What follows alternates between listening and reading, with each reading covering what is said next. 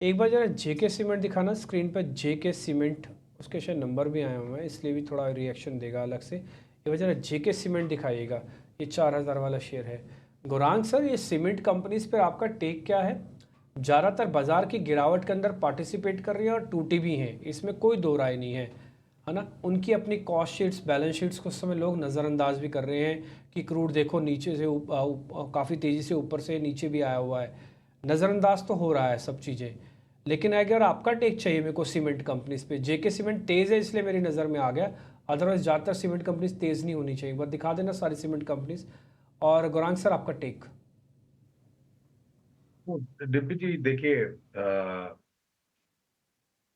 अमूमन ये आकलन लगाया जाता है कि बारिश के मौसम में निर्माण कार्य धीमे गति पे होता है और उसके कारण महीने दर महीने जो सीमेंट की बोरियों के आंकड़े होते हैं वो नीचे आते हैं, लेकिन ऐसा नहीं है डिम्पी। पिछले 2-3 वर्षों में इन कंपनियों ने काफी कुछ प्रगति की है आर&डी के द्वारा।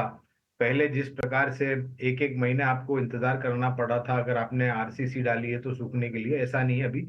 बहुत जल्द टेक्नोलॉजी जो इस्तेमाल की है तो बहुत जल्द ड्राई हो जाता है। तो कहने का तात्पर्य ये है, 4 जून इस दूसरे सबसे लंबा चरण, मेरे ख्याल से 1952 के बाद ये सबसे लंबा चरण है चुनाव का। 7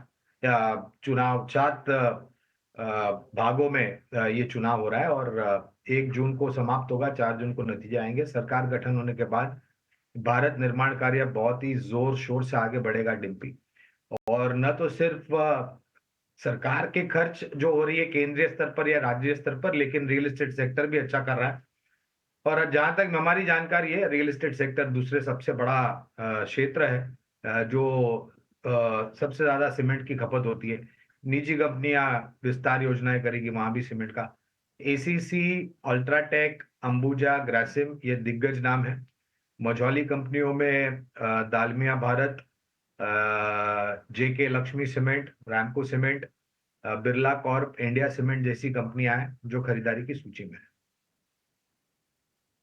काउंटर्स हैं जहां पे आप नज़र रखें। 4 जून के बाद जो है पूरे इंफ्रास्ट्रक्चर, ये सारे प्लेस पे जो है आपको नज़र रखनी है। रियल एस्टेट काउंटर पे भी आप फोकस करिए। पर इसकी देखिए, डॉक्टर लाल पैथ लैब में लगभग 6-7% की तेज़ी तो ज़रूर है, पर मेट्रोपोलिस में भी अभी कुछ टिक्स आना चालू हुए हैं। डॉक्टर लाल पैथ लैब, अगर ये अपॉर्चुनिटी छूट गई हो तो मेट्रोपोलिस या थायरोकेयर में कुछ एक्सपोजर बना सकते हैं।